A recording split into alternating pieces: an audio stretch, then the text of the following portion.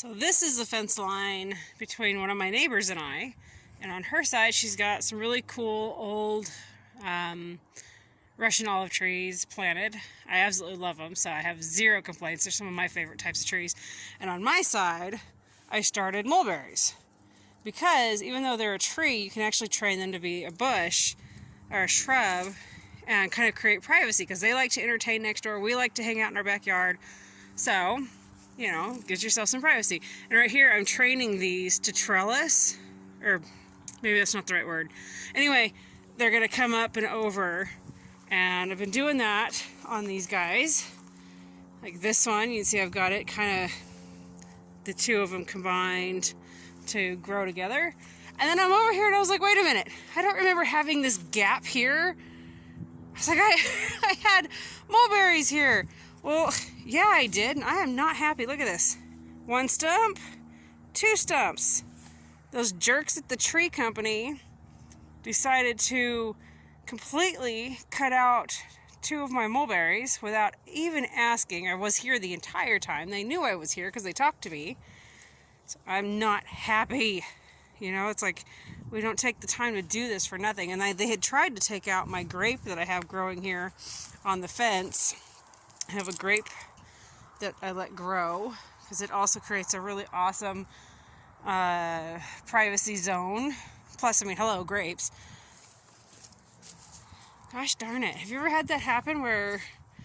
And the reason the tree company was out, I didn't call them out and the neighbor didn't call them out, it's because we have a power line right there that runs above everything. So every so many years they come out and they trim the trees. They have never touched my mulberries before. They've always just topped these trees and called it good. But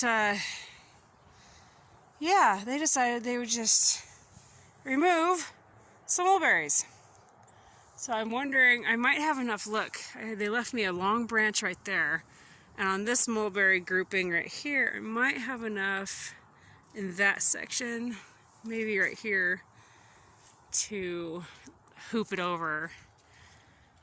Seven, what are you doing? The cats are feeling feisty and crazy.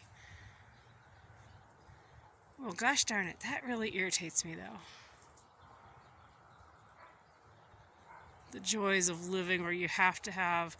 I told my husband, I said, I think we need to just get the tractor out every fall, bring it over here, stand up in the bucket, and trim off anything that grows upwards.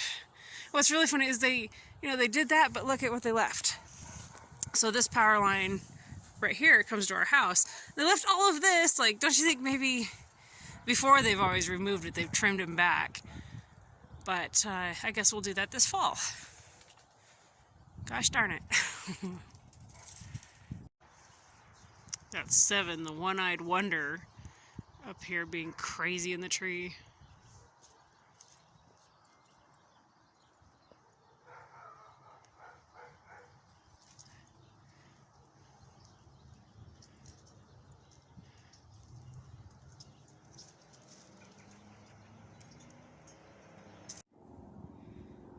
Well, I've been tinkering in the greenhouse, tinkering in the gardens.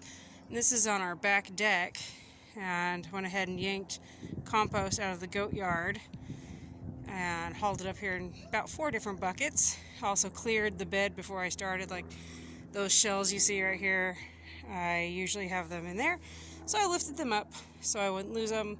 Cleaned up the bed a little bit. I'm gonna go get some wood chips, and I'm starting a twig fence right there to keep the dog from running in there like she likes to do. So dressing it up, and it's not costing me anything. There's no, I didn't have to go to the store for any of this. I just went to my goat yard, scraped out the compost. I have to trim the trees, so why not use the trimmings to create a fence? So, yep, I've got spring fever.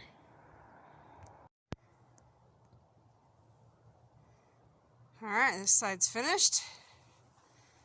That's all it is manure from, compost from the goat pen, and wood chips on top of it. Cleaned up the bed, and those are some oyster shells and clam shells.